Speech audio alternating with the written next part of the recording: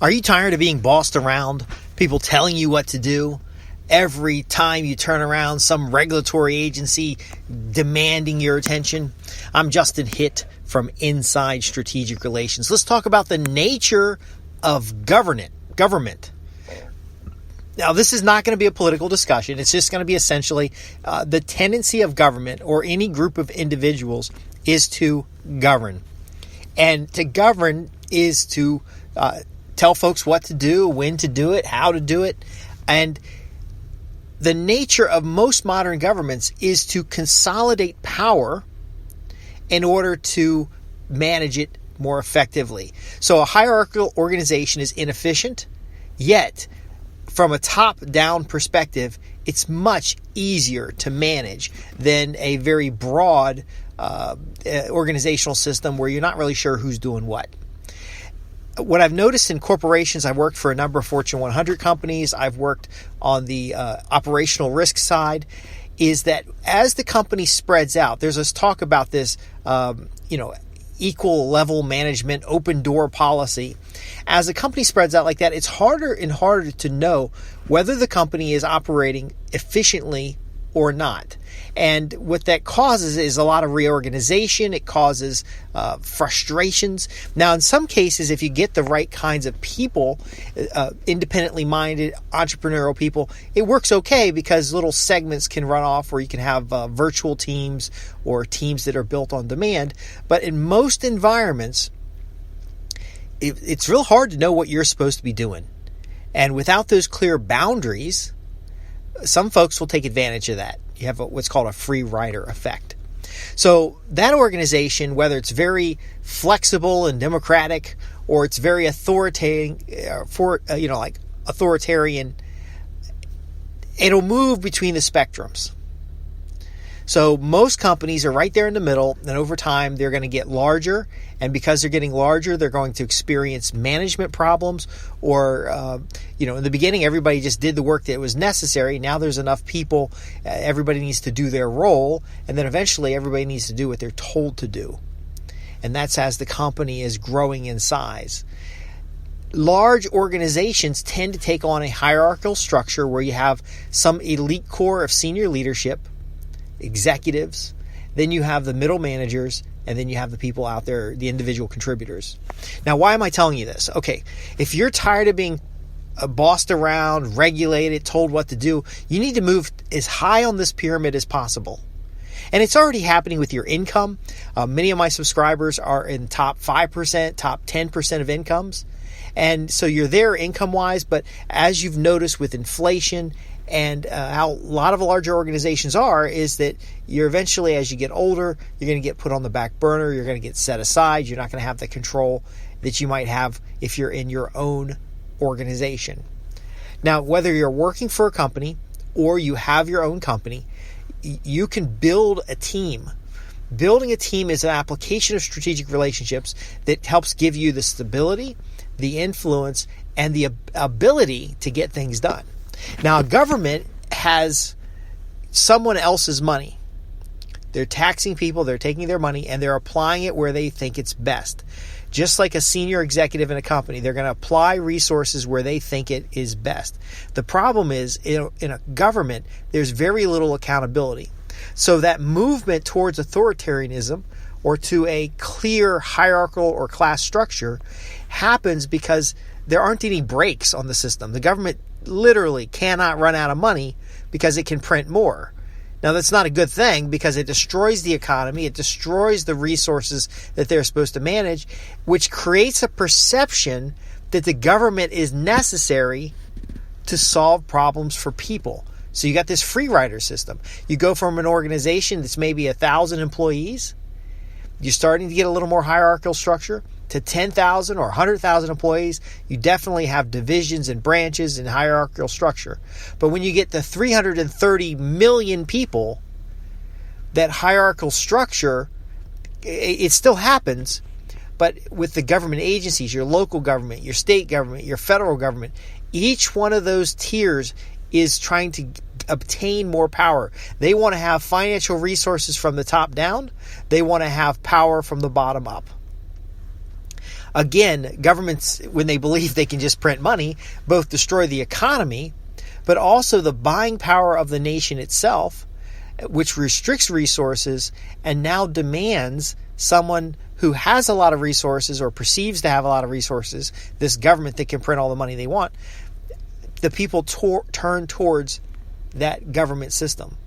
So what do we have to do? First off, as individuals, we need to maintain independence in our thinking, your ability to judge and evaluate a situation, and your means, your ability to sustain a wrecked up economy, or your ability to sustain major changes in the giant structure. See, if a corporation has to reorganize to clean up stuff, a government has to reorganize to clean stuff up. And when they don't, it just gets bloated. It takes on more resources. It sucks up value.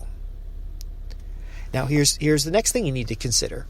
If you want independence, you want freedom, you have got to look at the world around you as if you are a steward of that world. So if you see something going on in government, they're voting on a historic infrastructure plan. You need to go read the plan and find out what's in there. Now, if you don't have the time or resources to read it, you need to be involved in a political action committee, and involved in a civic group, involved in an organization that you're at least going to get some highlights of the particular bill. Because what you'll find is to consolidate power is very often an exchange of resources. So a small company grows large by delivering to customers value. The customers pay more money to the company. Collectively, they reach a larger audience. The company grows. A government is the same way, except there's competing agencies and organizations all fighting for the same budget. And the way the budget is designed, they lose money if they don't spend the money.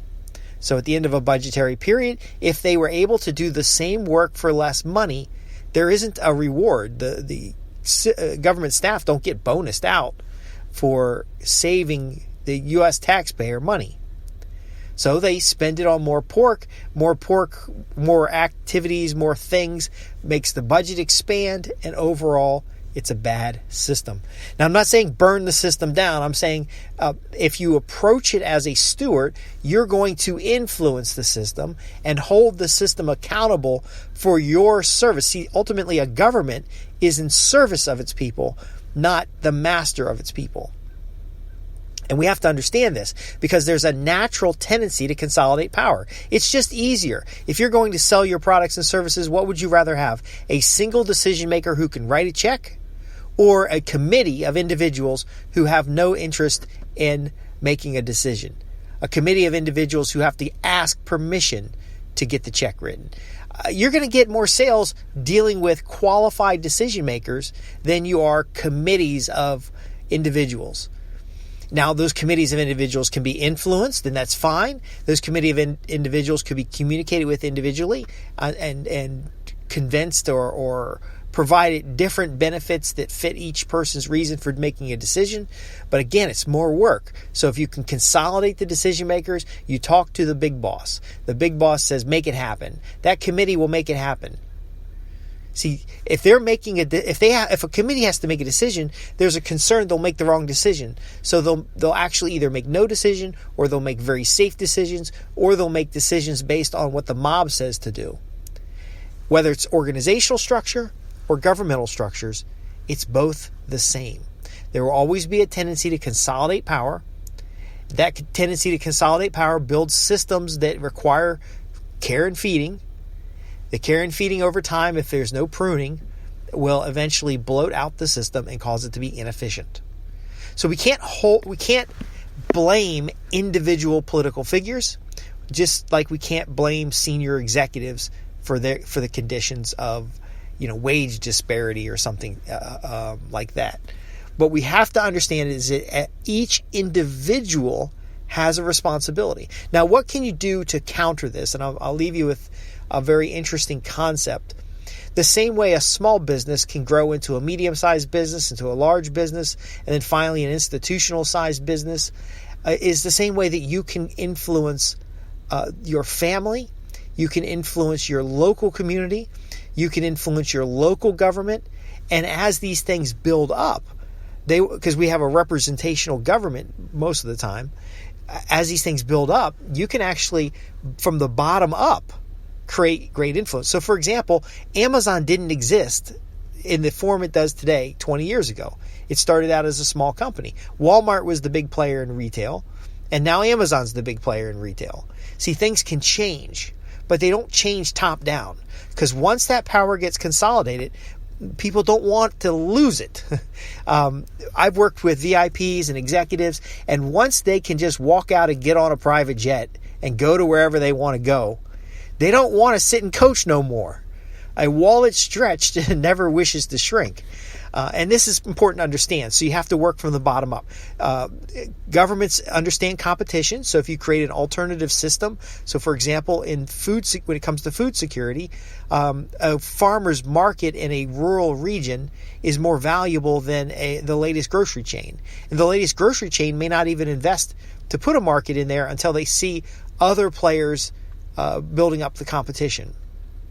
And then they'll come in and clear that out. But again, Walmart started as a small seed. So it is the small seed, the small hinges that swing big doors.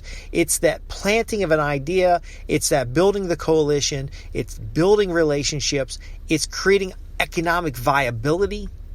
And then ultimately, personal freedom. I want to thank you for listening. I'm Justin Hitt with Inside Strategic Relations. We're here to help affluent and high-income professionals transform their ability to shape the world around them into what is desirable and beneficial for all involved.